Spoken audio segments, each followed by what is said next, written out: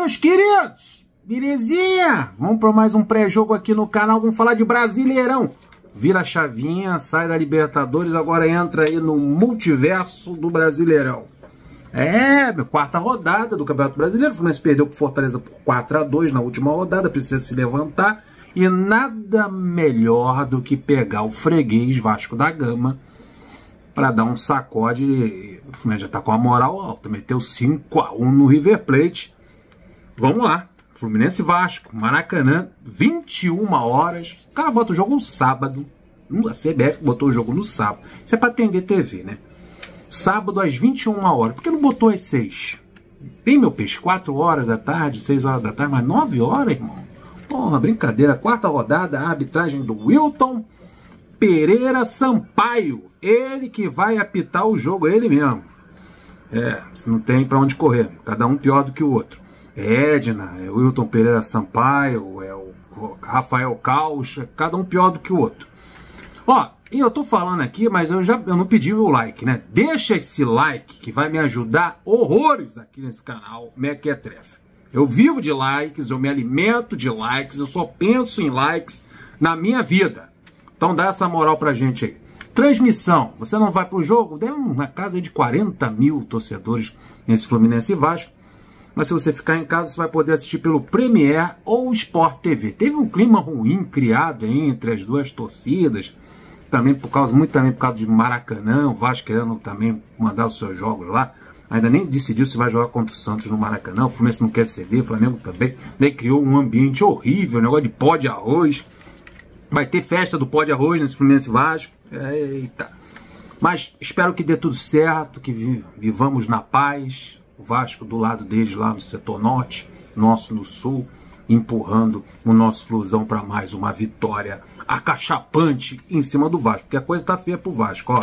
Nos últimos 5 jogos, são 3 vitórias do Fluminense e 2 empates. Nos últimos 5 jogos, o Fluminense não sabe o que é perder. Aliás, o Fluminense não perde pro Vasco. Eu anotei aqui, ó, desde 2019. São 3 anos e 6 meses que o Fluminense não sabe o que é perder pro Vasco.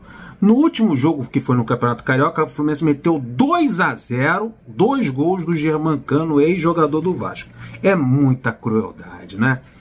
No conto geral, né, na contagem geral, são 388 jogos, 123 vitórias do Fluminense, 113 empates e 152 derrotas. O Vasco é o 9º colocado desse Campeonato Brasileiro, com 4 pontinhos. É uma vitória na estreia em cima do Galo, um empate em cima do Palmeiras, resultado importante, e uma derrota em São Januário pro Bahia. Os camaradas perderam pro Bahia por 1-0. Vem dessa derrota e tá pegando o Fluminense embalado aí com a vitória em cima do River. O Vasco tem uma coisa boa nesses problemas aí que estão acontecendo com o Vasco, temos de resultado, crise, torcedor do Vasco vaiano, em São Januário foi um xingamento terrível, Barbieri sendo questionado e bibibi, bobobó. Mas o Vasco vai ter uma vantagenzinha com relação ao Fluminense. Ficou com a semana livre. Com uma semana treinando, porque o Vasco não está na Libertadores. E muito menos não está na Copa Sul-Americana. Aliás, o Vasco não está nem na Copa do Brasil. Vai ter que não vai faltar pro Vasco é semana livre. O Fluminense vem aí de um estressezinho no meio da semana. Pegou o River Plate. Não precisou correr muito para ganhar do River, não. Foi 5-1. Mas aí o Vasco acho que está descansado para encarar o ataque do Fluminense. Vamos ver, né? Escalação. Vamos para a escalação do Vasco Mequetrefe da seguinte forma. O Vasco vai com Léo Jardim no gol. Fraquinho, hein? Lateral direito, o Pumita. Lateral do Vasco. A dupla de zaga formada pelo Robertson Bambu e o Léo Pelé. Ex-lateral esquerdo do Fluminense. O Piton faz a lateral esquerda. Muita atenção aos gringos do Vasco. Tem um argentino lá que joga no meio de campo que é reserva, que ainda não se encaixou no futebol brasileiro. Isso leva um tempo, assim como foi o Conca. O Cano também, como chegou. Depois esses camaradas começam a ambientar o futebol brasileiro, daí arrebenta. Por que eu tô falando para o Fluminense ficar atento aos gringos do Vasco? Principalmente os argentinos, né? Conca e Cano. É bom de contratar argentino do Vasco, é uma beleza. O histórico é maravilhoso. Então atenção aos gringos do Vasco. Lateral esquerdo, Piton. Meio de campo formado com Jair, ex-Atlético Mineiro. O Rodrigo vai ficar mais ali na contenção. No último Fluminense e Vasco, o Vasco perdeu por 2-0. O Rodrigo fez um bom jogo e vão segurar mais ali com o Rodrigo na contenção e vão liberar o Jair e o Andrei Santos, que tem um pouquinho mais de qualidade com a bola nos pés para chegar um pouquinho mais à frente. O trio de ataque, Alex Teixeira pelo lado esquerdo, Peck pelo lado direito e o centroavante deles é o tal do Pedro Raul Canelada, um bicho ruim para perder gol. Então Pedro Raul é o centroavante do Vasco.